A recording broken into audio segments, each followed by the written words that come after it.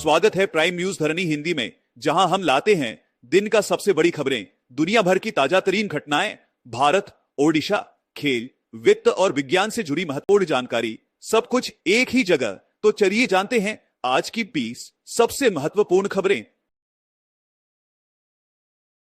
राहुल गांधी पर केस दर्ज, क्या नेता प्रतिपक्ष को गिरफ्तार किया जा सकता है? संसद में हुई झड़प के बाद राहुल गांधी पर कई गंभीर धाराओं के तहत केस दर्ज किया गया है, जिसमें 7 साल तक की सजा हो सकती है। हालांकि ये धाराएं जमानती हैं और गिरफ्तारी अनिवार्य नहीं है।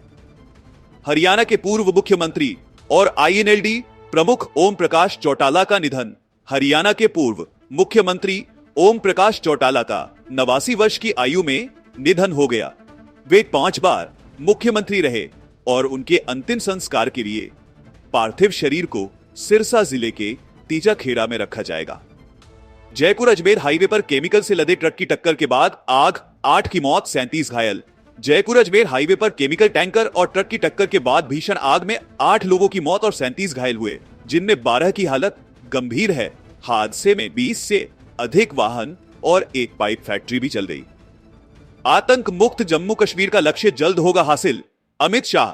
गृह मंत्री अमित शाह ने सुरक्षा समीक्षा बैठक में कहा कि प्रधानमंत्री मोदी की आतंक पर शून्य सहनशीलता नीति के तहत जम्मू कश्मीर को जल्द ही आतंक मुक्त बनाया जाएगा। शाह ने लोकतंत्र में जनता की आस्था को महत्वपूर्ण बताया। सीडीएस बिपिन रावत की हेलीकॉप्टर दुर्घटना मानव त्रुटि के कारण, वायुसेना का दावा। वायुसेना ने पुष्टि की है कि 2021 में सीडीएस बिपिन रावत की हेलीकॉप्टर दुर्घटना मानव त्रुटि के कारण हुई थी। रिपोर्ट में बताया गया कि 34 हादसों में से 16 मानव त्रुटि के कारण हुए, जिसमें यह दुखद दुर्घटना भी शामिल है। आपत्तिजनक टिप्पणी के आरोप में बीजेपी नेता सीटी रवि हिरासत में। सड़क पर बैठे धरने पर बीजेपी नेता सीटी रवि को कर्नाटक की मंत्री लक्ष्मी हेबालकर के खिलाफ कथित आपत्तिजनक टिप्पणी के आरोप में हिरासत में लिया गया। रवि ने गांव पर हत्या की साजिश रचने का आरोप लगाते हुए पलट शिकायत दर्ज कराई और पुलिस कार्रवाई पर सवाल उठाए। पीएम मोदी ने किंग चार्ल्स 3 से बात की, भारत यूके संबंधों को मजबूत करने का किया वचन। प्रधानमंत्री नरेंद्र मोदी ने ब्रिटेन के किंग चार्ल्स 3 से बातचीत की और भारत यूके रिश्तों को मजबूत करने की प्रतिबद्धता जताई। उन्होंने सामुदायिक जलवायु क्रियावली और सततता जैसे मुद्दों पर चर्चा की।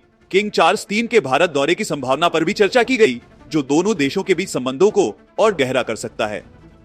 ओडिशा के मुख्यमंत्री मोहन माझी आज जैसलमेर में प्री बजट चर्चा में भाग लेंगे। ओडिशा के मुख्यमंत्री मोहन चारण माझी शुक्रवार को केंद्रीय वित्त मंत्री निर्मला सीतारमण के साथ जैसलमेर में प्री बजट चर्चा में भाग लेंगे। माझी, जो वित्त मंत्रालय का कार्यभार संभालते हैं, बीजेपी के चुनावी घोषणा पत्र के अनुसार राज्य की आवश्यकताओं को उठाएंगे, जिसमें संबलपुर में दूसरा आईएम्स, राज्य में हरित ऊर्जा परियोजनाएं, बाढ़ प्रतिरोधी अवसंरचना और अन्य विकास योजनाओं के लिए केंद्र से मदद की मांग की जाएगी। भुवनेश्वर में कांग्रेस नेता निरंजन पटनायक के आवास पर ईडी की छापेमारी। भुवनेश्वर के नयापल्ली इलाके में कांग्रेस के वरिष्ठ नेता निरंजन पटनायक के आवास पर ईडी ने शुक्रवार को छापेमारी की। इस दौरान ईडी की टीम 3 अन्य स्थानों पर भी कार्रवाई कर रही है। हालांकि छापेमारी के कारणों का पता नहीं चल सका है। भुवनेश्वर और कटक में अपराध दर में वृद्धि। पुलिस कमिश्नर सुरेश देव दत्ता सिंह ने बताया कि 2024 में भुवनेश्वर और कटक में अपराध दर पिछले वर्ष 2023 की तुलना में बढ़ी है। इस वर्ष 20,019 मामले दर्ज किए गए, जबकि पिछले वर्ष यह संख्या 17,765 थी। ओडिशा की उप मुख्यमंत्री प्रभाती परिडा आज मलकानगिरी के बोंडा घाट का करेंगी दौरा। ओडिशा की उप मुख्यमंत्री प्रभाती परिडा आज मलकानगिरी जिले के बोंडा घाट का दौरा करेंगी, जहां वे सरकारी योजनाओं जैसे कि सुभद्रा योजना और मिशन शक्ति की समीक्षा करेंगी और पर्यटन विकास के प्रयासों का जायजा लेंगी।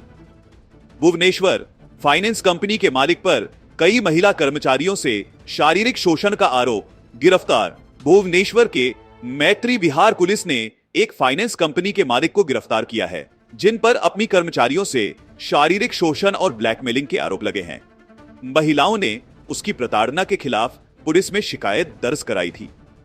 कटक कलेक्टर ने मनरेगा में खराब प्रदर्शन के चलते 12 एडीओस की सैलरी रोकी।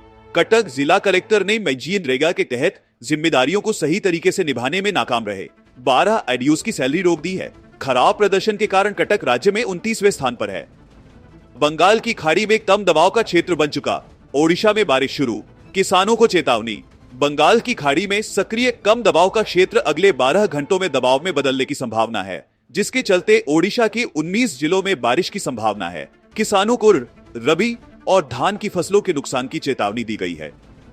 अमेरिका में सरकार की बंदी की कगार पर, डोनाल्ड ट्रंप के दबाव में रिपब्लिकन हाउस ने अस्वीकार किया प्रस्ताव। अमेरिका में सरकार के बंद होने का खतरा बढ़ गया है, क्योंकि रिपब्लिकन नेतृत्व वाला हाउस ट्रंप द्वारा समर्थित अस्थायी फंडिंग योजना को अस्वीकार कर चुका है। डेमोक्रेट्स और रिपब्लिकन के बीच डेब्ट सीलिंग पर सहमति नहीं बन पाई है, जिससे वित्तीय संकट का खतरा मंडरा रहा है। यूक्रेन संकट पर पुतिन का बड़ा बयान, ट्रंप से बातचीत में समझौते के लिए तैयार। रूस के राष्ट्रपति पुतिन ने कहा कि वे यूक्रेन पर युद्ध समाप्त करने के लिए संभावित वार्ता में समझौते के लिए तैयार हैं। उन्होंने ट्रंप से बातचीत में कोई शर्त न रखने की बात कही। साथ ही रूस की सैन्य शक्ति को दुनिया की सबसे मजबूत बताया। स्मृति मंधाना और ऋचा घोष ने इतिहास रचते हुए भारत के सबसे बड़े T20 आई कुल का रिकॉर्ड किया। भारत की स्मृति मंधाना ने 77 रन की शानदार पारी खेलकर महिला 20 आई क्रिकेट में 30 से अधिक अर्धशतक लगाने वाली पहली खिलाड़ी बनकर इतिहास रच दिया। वहीं ऋचा घोष ने 18 गेंदों में अर्धशतक बनाकर महिला T20 आई क्रिकेट में संयुक्त रूप से सबसे तेज अर्धशतक का रिकॉर्ड भी बनाया। हॉकी इंडिया लीग, ओडिशा आधारित कारिंगा लांसर्स ने अपनी जर्सी और मास्कॉट का अनावरण किया। वेदांता कलिंग लांसर्स ने भुवनेश्वर में आयोजित एक भव्य कार्यक्रम में अपनी आधिकारिक जर्सी, मास्कॉट, जीत और टीम एंथम का अनावरण किया। ओडिशा के खेल मंत्री सूर्यवंशी सूरज ने इस आयोजन में शिरकत की, जबकि टीम के निर्देशक सुनील गुप्ता और अन्य प्रमुख व्यक्तित्व भी मौजूद थे। कलिंग लांसर्स की जर्सी में नीला और हरा रंग प्रमुख है, जबकि दूर की जर्सी में चमकीला नारंगी और सफेद रंग दिखाया गया है। मास्कॉट जीत ओडिशा के राज्य पक्षी भारतीय रोलर ब्लू जय पर आधारित है। 10 नई वंदे भारत स्लीपर ट्रेनों का जल्द होगा शुभारंभ। केंद्र ने कहा ट्रेनें निर्माणाधीन हैं।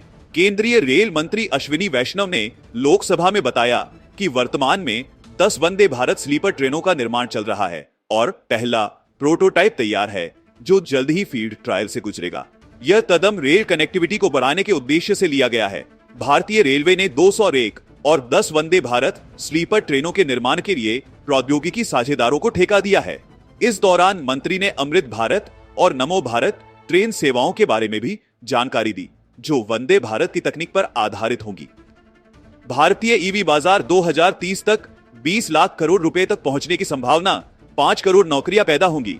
केंद्रीय मंत्री नितिन गडकरी ने 19 दिसंबर को कहा कि भारतीय इलेक्ट्रिक वाहन बाजार का आकार 2030 तक 20 लाख करोड़ रुपए तक पहुंच सकता है और इससे 5 करोड़ नौकरियां उत्पन्न होंगी।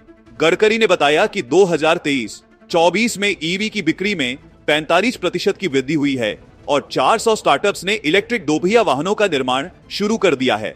इसके अलावा लिथियम आयन बैटरियों की लागत में गिरावट आने से ईवी की कीमतों में कमी आएगी, जिससे इनकी व्यापक स्वीकृति होगी। तो ये थी आज की सबसे बड़ी और अहम 20 खबरें। अगर आपको हमारा वीडियो पसंद आया हो तो कृपया लाइक और सब्सक्राइब जरूर करें। साथ ही बेल आइकन दबाना ना भूलें, ताकि आप हमारी हर नई वीडियो की अपडेट पा सकें। धन्यवाद और हम मिलते हैं अगली वीडियो में।